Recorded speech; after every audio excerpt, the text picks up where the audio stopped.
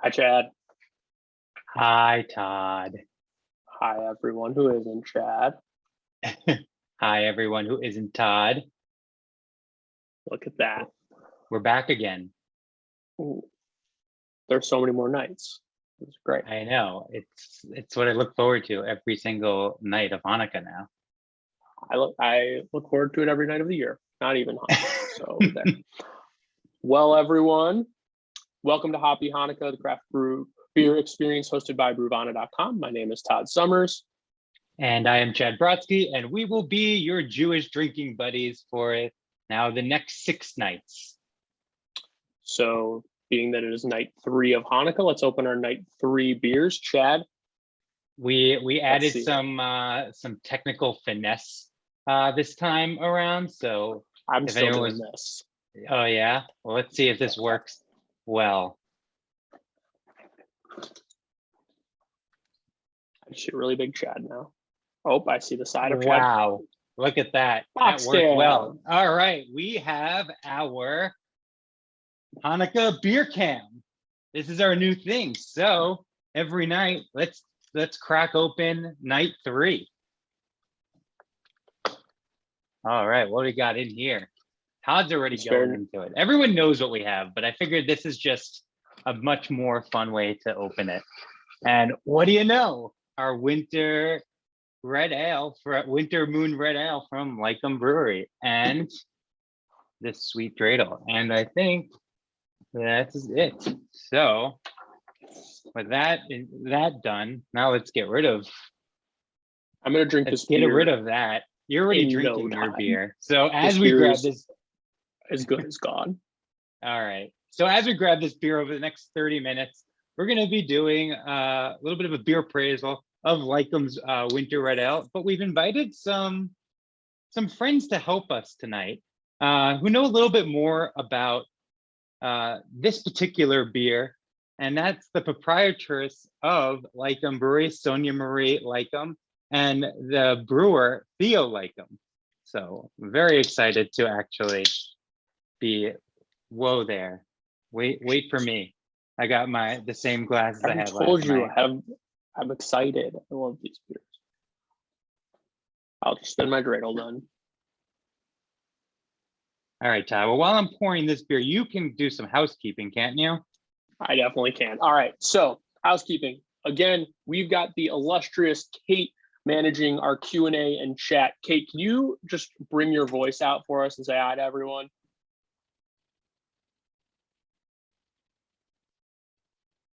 Maybe not. Oh my gosh, I am so sorry about that. I was trying something to unmute it and completely failed. Don't judge me, guys. That's what she sounds like.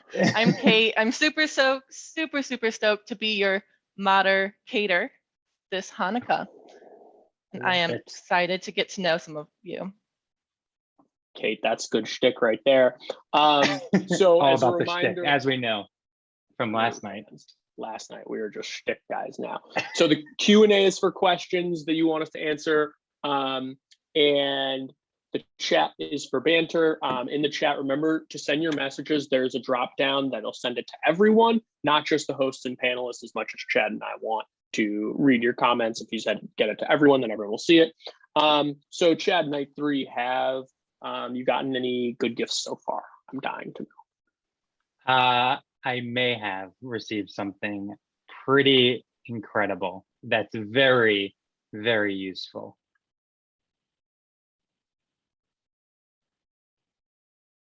That looks like my neighbor. It's a koozie. Is that that's a little flannel? Like that's incredible. Or a can. So that would be really, really useful up here in Vermont. I'm gonna need. Who got you that? Obviously, my wife, knowing that I love beer, figured this is perfect. I'm going to need one of those sent to me. I will see if she is willing to send. But essentially, if I'm drinking this delicious winter ale, I don't want my beer to catch a cold. And if anyone's thinking about their Jewish mother right now, you can't leave the house without taking a jacket. Here you go. I got my beer will not catch a cold in this incredible koozie. It's like I can hear it. It's like All I right, can and literally. I'm just gonna hear it. drink part of it. I mean, I poured most of it into the glass, but I'm still gonna. I left a little bit just for this. Just for the koozie. I love it. I love it. So Hanukkah's super early this year, so my family Did you get is anything? last minute gift givers. So I'm relying on Bruvana.com for gifts. So tonight I've just got my dreidel that I'm just gonna fidget with for the duration of the show. But I'm very curious from the chat. I want to know what everyone's favorite gift they've gotten so far is, if they've gotten any, or if you're like me, why is the dreidel the best present you'll receive this year? Yes, Michelle, we it is right on time. And Scott said the beer box was the best ever. Adam said the beer box. Rachel, ooh, okay, this is lovely. This is just a way to stroke our egos, essentially. Yeah, I was just waiting for everyone to say that it was this. So without further ado, let's talk about the Leikam Winter Moon Red. Cheers, Chad. L'chaim, everyone at L'chaim. home. Todd, we didn't really introduce ourselves. I don't know if we need to do a very quick introduction. Not everyone was with us last night. So can you just go like 2 seconds who you are and why are you here? Todd Summers, sales manager at City Brew Tours Unboxed. Beer fanatic, large beer fan, big in size and just the amount I like beer. I'm also I'm a level 1 certified beer server, which means that I can take such professional notes from last night like this. It's amazing. I forgot I drank out of a very teacup, good so last I night. added the stem. Yeah, I added the stem. What about you, Chad? Quick introduction. Yes, Chad, Jewish. Todd, you forgot that key component. Jewish. I thought the tie would make that from clear. New York. That does not make me have any specification, but certified Cicerone, essentially the beer sommelier. What the wine is to a sommelier, beer is a Cicerone. I'm also the founder and CEO of a bunch of beer companies, City Brew Tours, Bruvana, where we got this lovely box from, as well as Unboxed Experiences. So now you know a little bit about us. Again, if you weren't here, now you know. All right, so let's get into this beer. What do we got? We've got our Winter Moon Red Ale. This is a big red ale. I'm excited about this. It's like very cold out right now, and 6.5%. A little bit got some bitterness in there. 60 IBU. We're not gonna do a full professional appraisal like we did last night, but if we're gonna do a very quick one, Todd, what do you get on that nose? You know, I get a little of that roasty malt. I get a little bit of the sweetness. It's nice because this is different than like an Irish red, which would be significantly lower on the IBU, lower ABV, and I think some of the I think a little of the malt character comes through on the nose. What about you? Definitely getting some like woodiness, a little bit of some I get a citrus note. I think that's coming from the hops. Definitely malt. Anyone at home that wants to share what they're detecting on the nose, or if they already went to the taste, go for it. But again, this is just such an easy drinking roasted red ale, perfect for those cold nights. And this beer was actually you're just gonna pound it. We have to wait for our special guest. Don't forget that. This is actually a collaboration with Leikam Brewery as well as Zoigl House Brewing. So it is a collab beer that they did actually for us to be able to have in the box. So very excited to be getting this collab with Zoigl House right now. Hey Chad, quick question. We did a classic beer nerd thing where we were just droning on about IBUs, and someone said, "What's an IBU?" Well, Todd, are you asking me, or are you waiting, or are you wanting me to answer? It's like this is like the co-host's way of like punting a question to you. Oh, gotcha. International bitterness units. So it's actually how your palate perceives bitterness. Once you hit like 80, 90 IBU, your palate just can't discern anything essentially. No, that would be you. Rick, that's awesome. Love it. All right. I think it's time to maybe bring some special people on. What do you think? Todd. Let's do it. Sonia Marie, Theo Leikam, proprietress and brewer of Leikam Brewery. Look at that. Magical. Ta-da! Magic. They've always been here. Welcome, Sonia Marie and Theo. We are so happy to have you guys here to be drinking with us in our virtual tap room, as well as people from all over the country. Jews, the tribe from all over the country. We say Jews, people who love Jews, and people who are adjacent to Jews. Everyone is welcome.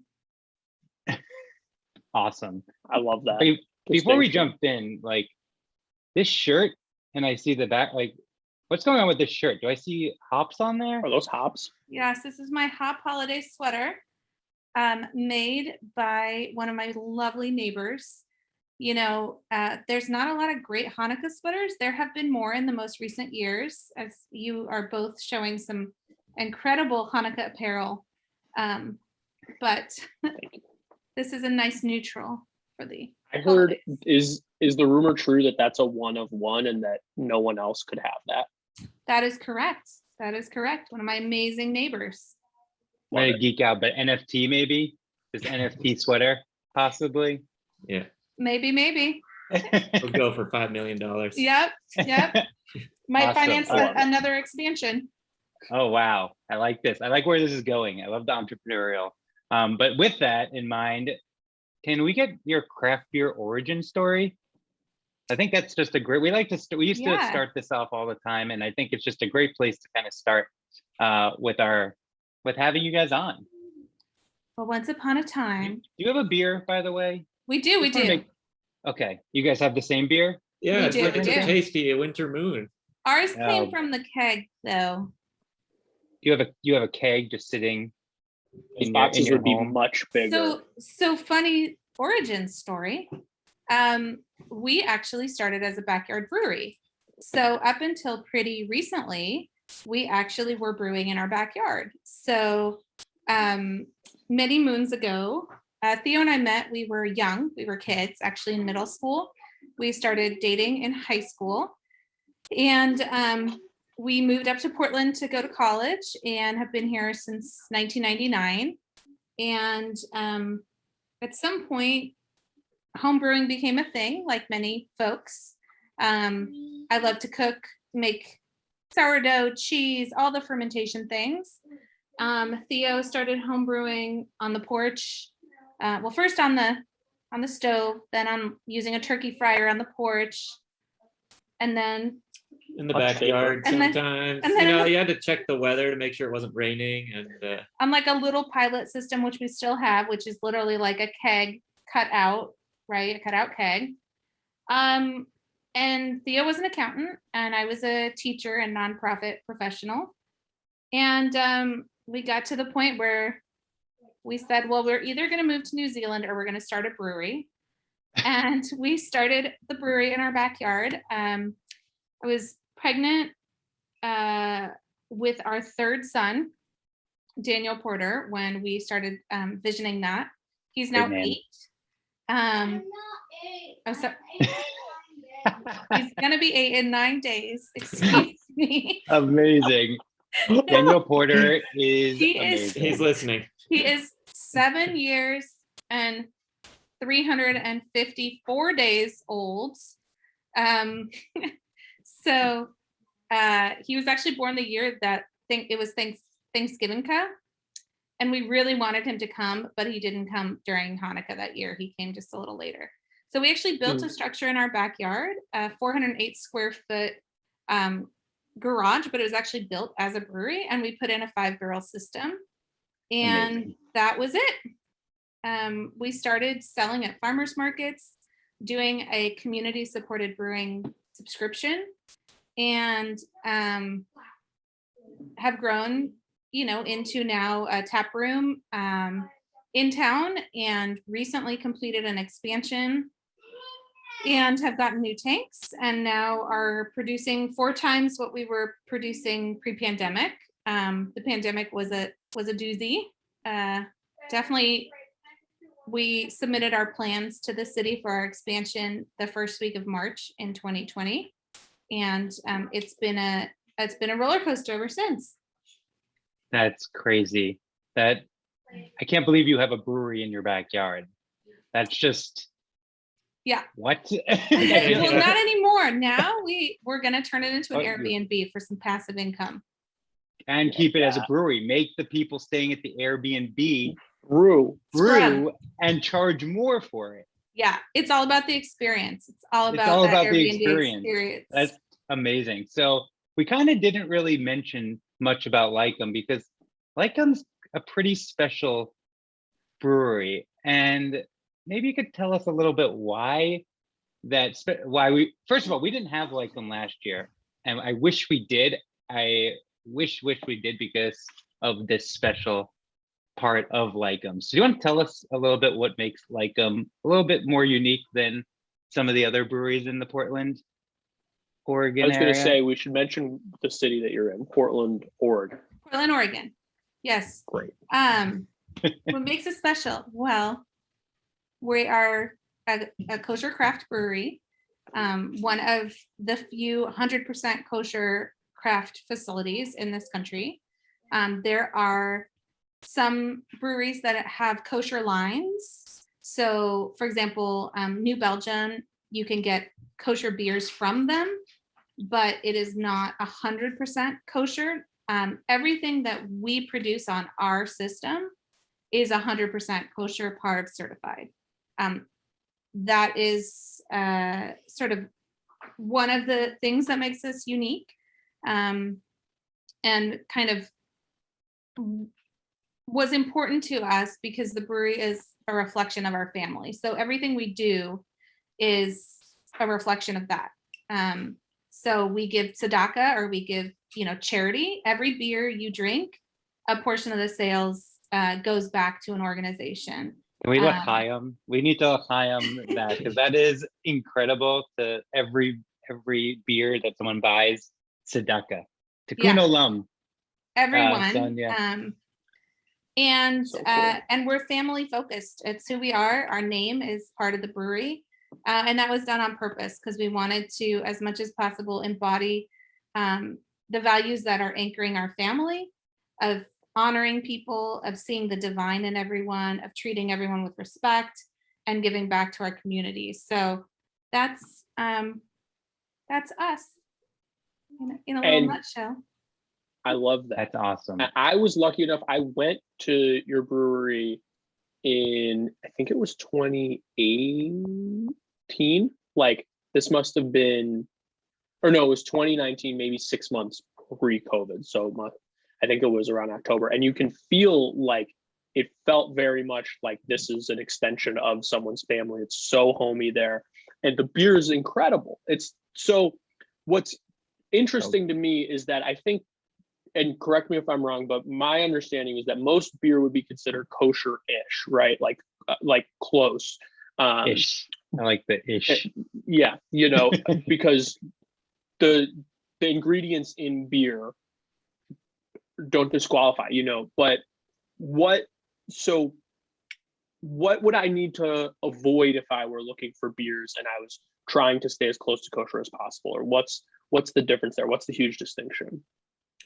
Well, I guess one of the big ones these days would be a hazy IPA, because you can't add lactose to the beer and keep it kosher, because then you get into the whole dairy side of things. And so lots of breweries, even if they don't, like a lot of breweries won't even mention they have lactose in the beer, and it adds haze to it. And we do make a hazy IPA, but we make it without the lactose, obviously. And then there's other ones out there that might be more obvious, like an oyster stout. Oh. Oyster stouts aren't kosher. Damn. I won't tell on Chad, but he loves oyster stouts. I do Pepperoni pizza love stout. oysters. I'm a bad Jew. I apologize, but they're just so good. Yeah, and there's I said a I couple. wouldn't, There's I a couple other things that make us uniquely kosher. So, for those of you that don't know, the clarifying process of beer can be done with different types of ingredients, gelatin being one of them. So we do not clarify with any sort of gelatin. So that's something. Our beer is also vegan, just as a side note. It's parv. So, we could have chosen to say we're going to source lactose and we'll be kosher dairy, but it's not. We also during the holiday of Pesach or Passover, Jews are forbidden from owning barley and barley derived products. So we sell our brewery during that time. And we actually go sign a contract and sell it to our kosher certifying agency. And then they then sell it to a non-Jewish person. So we're kosher certified through an organization called Oregon Kosher. There are national kosher certifying organizations and there's regional ones. Ours is a smaller one. We love our Oregon Kosher folks. They're really sweet. A lot of people think, oh, a rabbi comes in and blesses every time. It's actually not like that. They do come in if we get new equipment and they have this like giant flamethrower and they kind of make all the equipment kosher by bringing it above 500 degrees is sort of the point. Mm-hmm. We also have to be mindful of the vessels that we use. So for example, you can't really use like a wooden mash paddle. Not that you would at the professional level, but like anything that's porous is not really recommended. And then we do track all of our ingredients, and every ingredient that comes in has a certificate. So if you think about like a certified organic beer and how they have to have that paper trail, it's the same thing. We have to have a giant paper trail for every recipe, everything that comes through. That's phenomenal. This question, you mentioned Passover. And so I had a question. I was talking to Chad about this earlier. I always buy one of those giant boxes of matzah and I like never get close to eating it all. Could you use matzah in the mash successfully? I don't know how serious this question is, but yes. I would be very curious. I will tell you that there is a brewery in town just outside of the suburbs of Portland. And they make a matzah beer every year after Pesach. The brewer is Jewish. They're not a kosher certified place, but they're lovely. And he invites everyone to bring their boxes of matzah, and he throws it into the mash. I have no unique ideas. That's incredible. That is so cool. All have right, wasn't that silly of a question, Todd? Yes. I apologize. Yes, it's not bad. I mean, it's more what's the name? Does it have a good name? Because we were all about shtick because we had just the matzah Jeremy brown Cowan or something on, and they have all the crazy shticks of I feel like that's crazy. So can you? I don't know what the name of the beer is. Yeah. So Todd touched on this, but like beer is inherently kosher, kind of. Can you talk a little bit like Reinheitsgebot, or if we're in Germany, Reinheitsgebot, like speaking more gutturally, but how would you kind of place beer? Like, is beer, you said Todd mentioned kosher-ish, but like, what does that mean? Well, for most of our beers, we kind of stick to the barley, hops, yeast, water formula, but we do go outside of those 4 ingredients. We're not just tied to the German purity law, and so we have an amber ale that we add chanterelle mushrooms to that we get from the farmers market that we had a booth at, and we also get loganberries from another farmer there at the farmers market and add that to a different beer. So we're not just going to be like the 4 ingredients and that's it, but we do still keep within a certain range of ingredients. Yeah. Well, what's interesting is that in the laws of kashrut, there's a bunch of different layers, right? So, for example, if we threw in whole berries, we would have to check that those berries don't have the little insects or anything that's unkosher. But once you blend those berries, it fit, you can put them in. So there's these interesting little loopholes and rules. We don't use any extracts. We don't use anything like that. We just use pure fruit, pure herbs, pure, we'll make our own tinctures if we need to, our own sort of teas to add to things. And one interesting thing that helps us get around is that Theo is actually not Jewish. So we have a Jewish home and a Jewish brewery. We were married by a rabbi. We have all those things, but he's not Jewish. So we have little loopholes. We don't produce beer on Shabbos. We don't produce beer on Friday. That was the question. Yeah. The tap room is open. So the tap room is separate than the production facility, because the reality is in Portland, Oregon, you cannot have a kosher restaurant, period. There are just not enough Jews in our geographic area to sustain it. So from a business point of view, we had to make a choice. And that choice was that the products we produce will be kosher certified, but the space is not. And as much as possible, we don't necessarily have events that require, for example, like we had a Hanukkah craft fair. We have it on a Sunday. So there's an exchange of money for a good of other Jews. You try to not promote that. You try to put it on a Sunday so that they're not breaking Shabbat. There's lots of loopholes, lots of ways to get around things. And we're lucky that it's a little bit easier because Theo's not Jewish. If we were both Jewish, it might be a little more complicated. From a business operation From a standpoint, business you're saying. logistic Yeah. operation, yeah. Yeah, having And your I tap think we're house not- closed on a Friday night is probably not the best idea. Especially in Portland when it's like, we light candles at 4:15 this time of year. Yeah, totally. And so I think you were mentioning this when I was there. I think there was a food truck there, and that must make your lives significantly more easy. Yes. Because- We currently partner with a Salvadorian food cart. So I think when you were there, it was Jamaican. You're right. We choose to outsource our food for a couple reasons. One, so we don't have to deal with any issues of kashrut and like the questions that come with that and the whole complication that happens when you start to add anything. Two, because we're not restaurateurs, we're brewers. And so we really wanted to make sure that we stuck to what was our specialty, which is not food.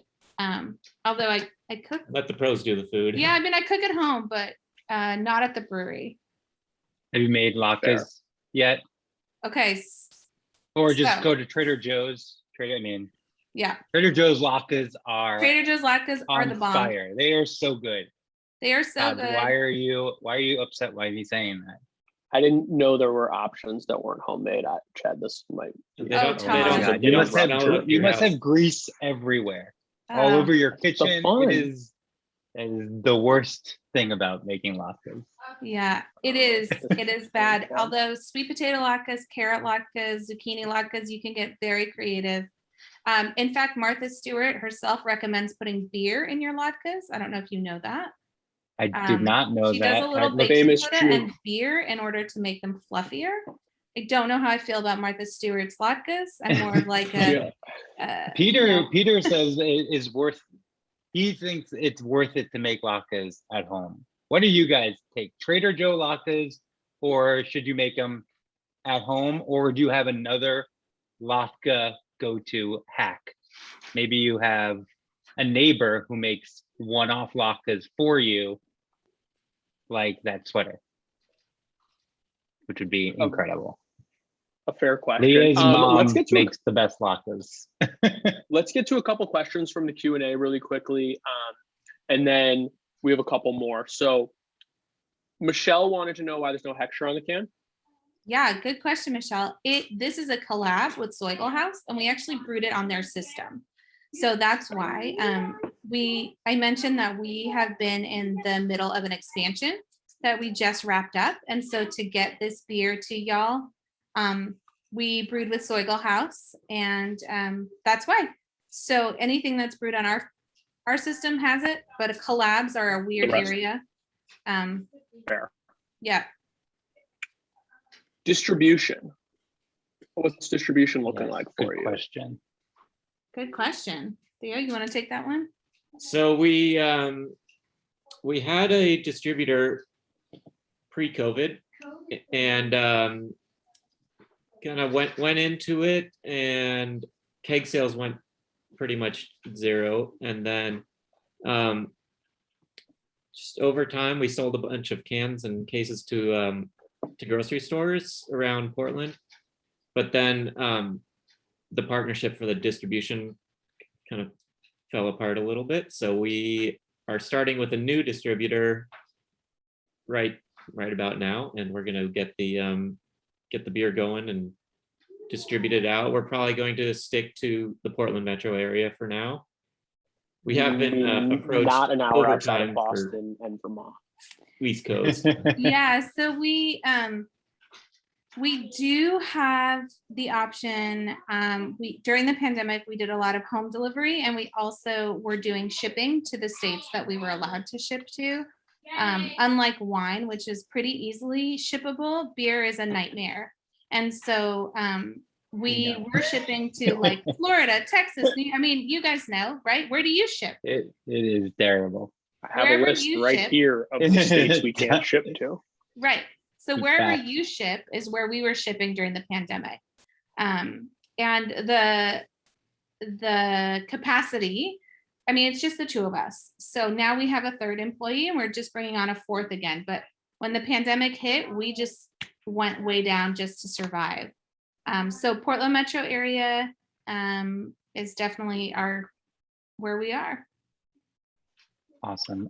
There's some Lovely. people I want to just mention. So there's a lot of people on Untapped. Kind of just a side note, if you want to, Untapped is an app that lets you check in your different beers. So automatically, I guarantee you have at least 8 beers to check in.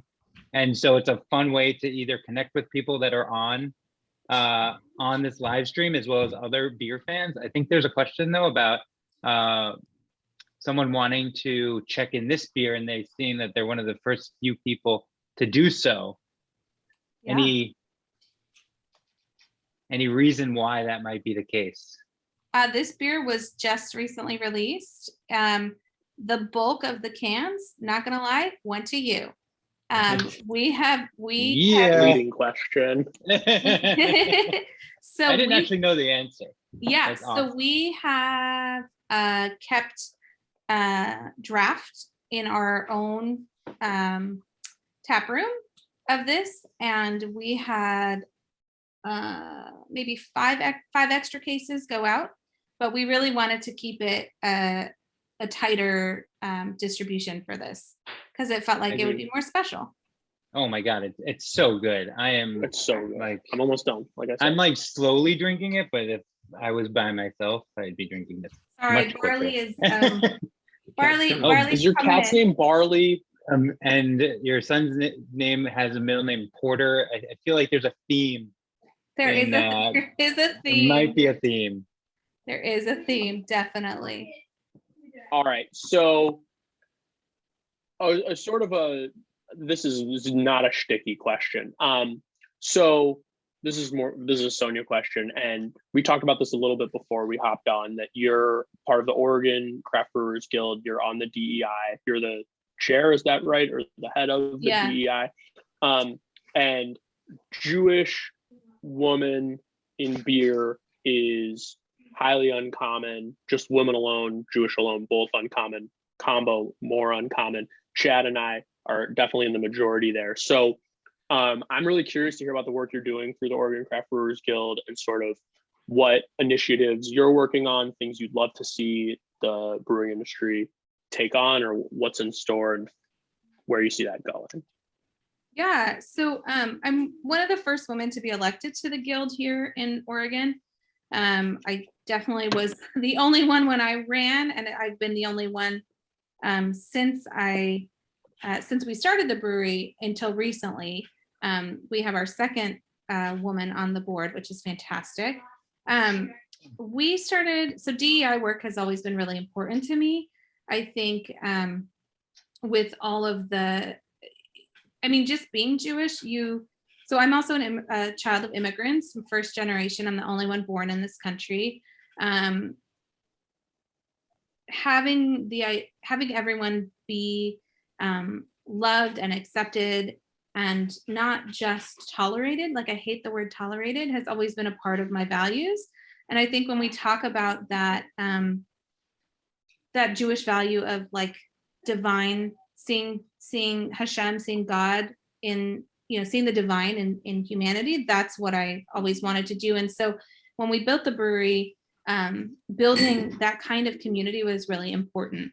And prior, some of you may have been following the beer world, and there's been a lot of explosion, I would say, in the last 18 months around sexual harassment and that this industry needs some help. Way before that, we had already started the work here in Oregon. So one of the very first things that we started doing was a code of conduct. So we are one of the first brewer guilds to ask our members to uphold a code of conduct.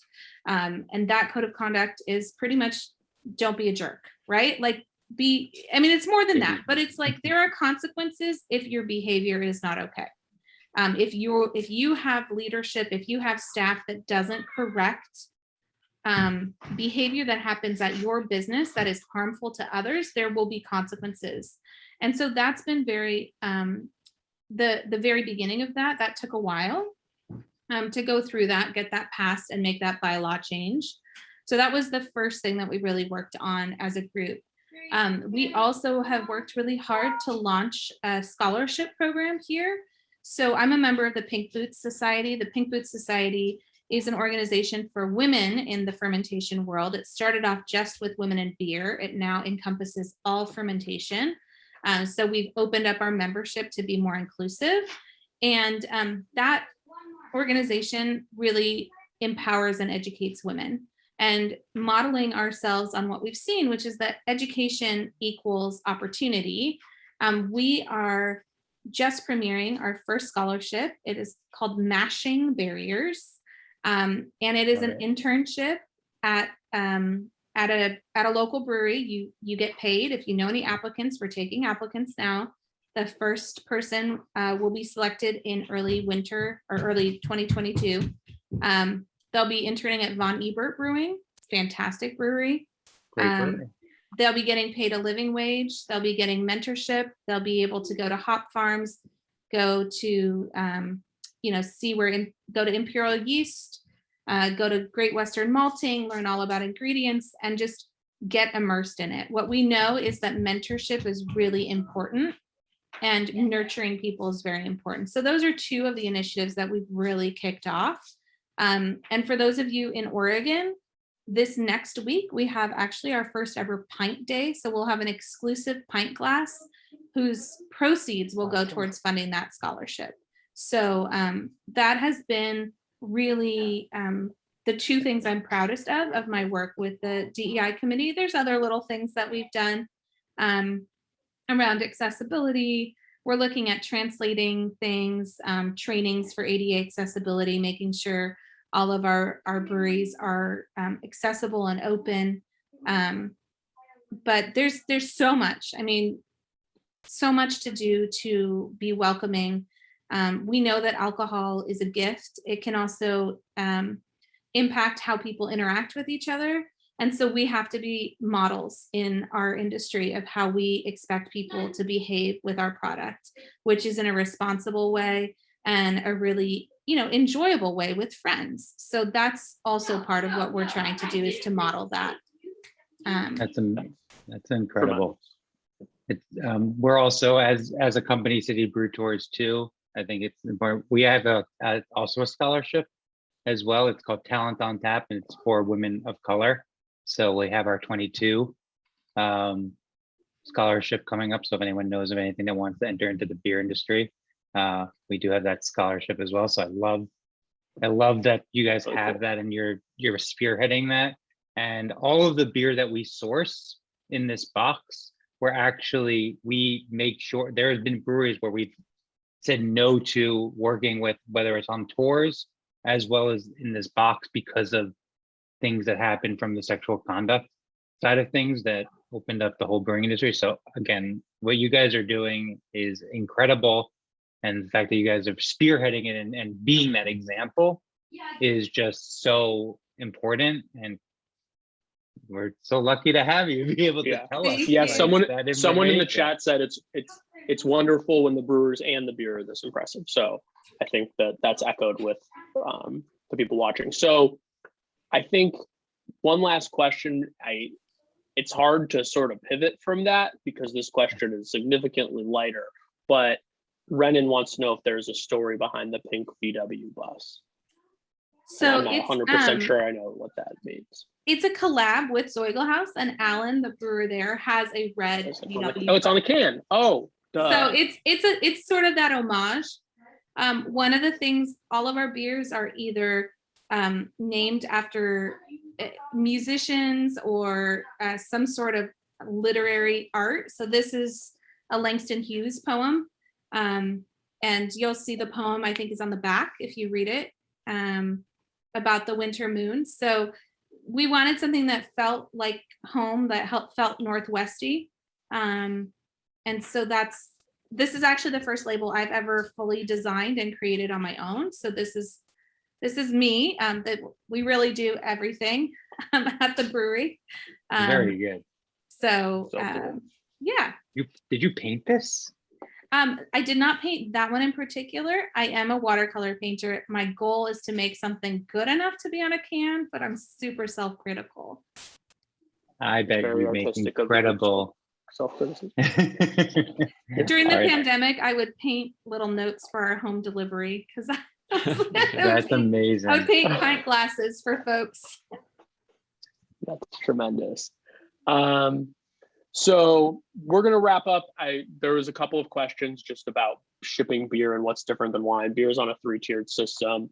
There are certain states where receiving beer, you need a license to ship beer from a state in which it's allowed. There are certain states where that's against the law. So where wine, that's not necessarily the case. So if you are in a state where you can, rules. yeah, Prohibition rules. these very old laws, if you're in one of these states where it is restricted, write and call your elected officials, because those laws are much older Please. than me. Yes.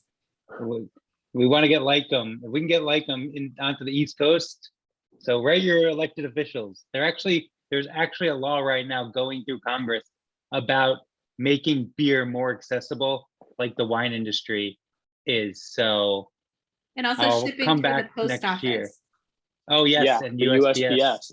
Yeah. Definitely. We'll bring that back maybe tomorrow or the next night.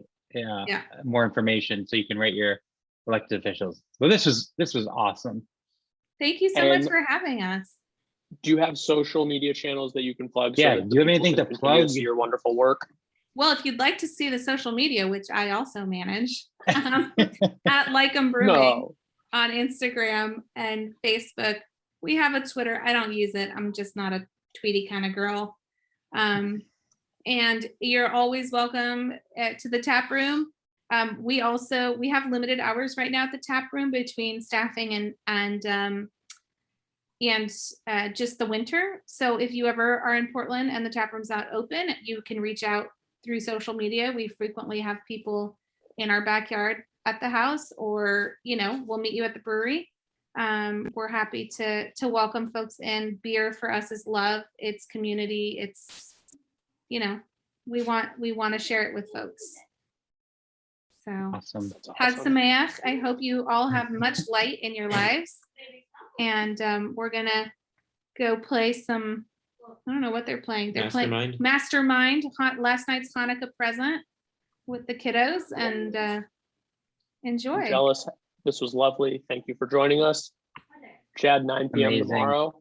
9 p.m. I'll see you there. That's East Coast time. Same outfit. Oh, Oh, we didn't talk about it. I Let's feel like just so just you know. go into it. Just go into it. I know you. Okay, have you something- guys, You have you have If something you're a you want West to- Coast Jew, okay, if you're an East Coast Jew, please recognize that the West Coast Jews are constantly getting up early or staying. Like we 9 a.m. East Coast time is 6 a.m. us. Don't start your meetings at 9 a.m. And could you please specify the time zone? Because not everyone lives on the East Coast. This is my little rant. I'm so sorry. I love it. Love it. We accept. You guys are amazing. Thank you so Have a much. Happy wonderful Hanukkah, holiday. night 3. Happy See you guys Hanukkah. tomorrow for night 4. And everyone have a good evening.